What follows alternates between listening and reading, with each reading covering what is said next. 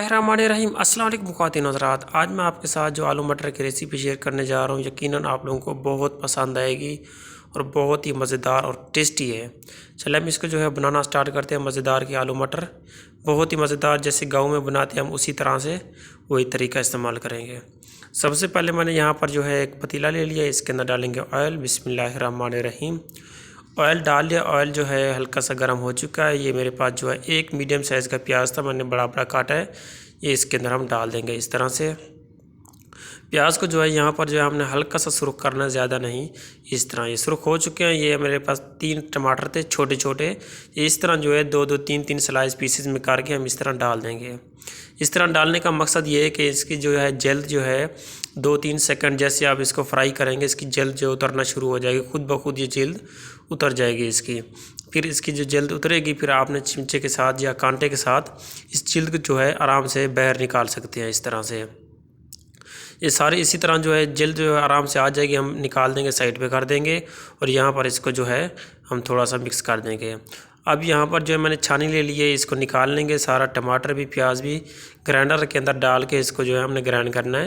ये सारा हम पहले इसमें से निकाल लें, टमाटर भी प्याज भी सारा इसके अंदर डाल दें। फिर इसके बाद हमने लहसुन डालना है, अदरक डालनी है थोड़ी सी इसी के साथ ही, और 2-3 जो है सब्ज़ मिर्ची हैं वो भी हम थोड़ा सा पानी डाल के एक ही साथ में ग्राइंड कर लेते हैं, ताकि एक ही दफ़ा हमारा जो है मिक्सर बन जाए।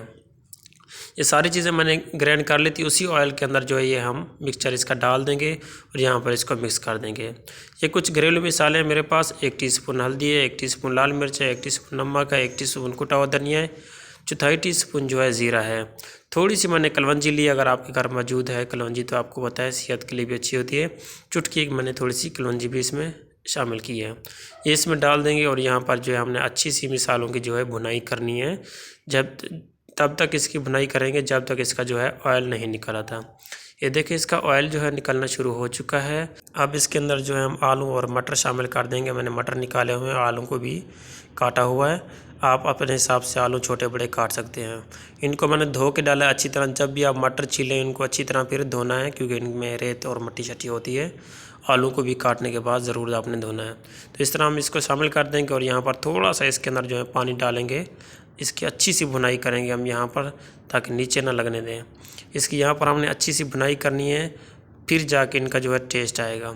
ये देखिए मैंने इसकी जो है बहुत ज़बरदस्त भुनाई की और यहाँ पर जो है अब इसमें पानी डाल देते हैं। जितना आपने शोरबा रखना है, आपने ग्रेवी चाहते हैं तो आप थोड़ा पानी डालें। अगर आप ड्राई खाना चाहें तो आप थोड़ा सा पानी डाल सकते हैं, जिस तरह आप लोगों को पसंद हो। तो इस तरह हम पानी शामिल कर देंगे और पानी शामिल करने के बाद इसको बॉयल आना शुरू हो चुका है। थोड़ी सी कसूरी मेथी डाल लेंगे, अगर आपके घर में मौजूद है। कसूरी मेथी से ये होता है कि इसका ऑयल जो है जल्दी निकल आता है। और 1/4 टीस्पून गरम मसाला भी इसमें शामिल कर देंगे। और 1-2 हम जो है सब्ज़ मिर्चें साबित गार्निशिंग के लिए इस तरह हम डाल देंगे इसमें। इसको हिला देंगे और हल्की आंच पे इसको जो है 10-12 मिनट के लिए हम रख देंगे, ताकि इसका ऑयल अच्छी तरह निकले और जो पानी डाला है हमने, पानी भी इसका जो है अच्छी तरह पक जाए।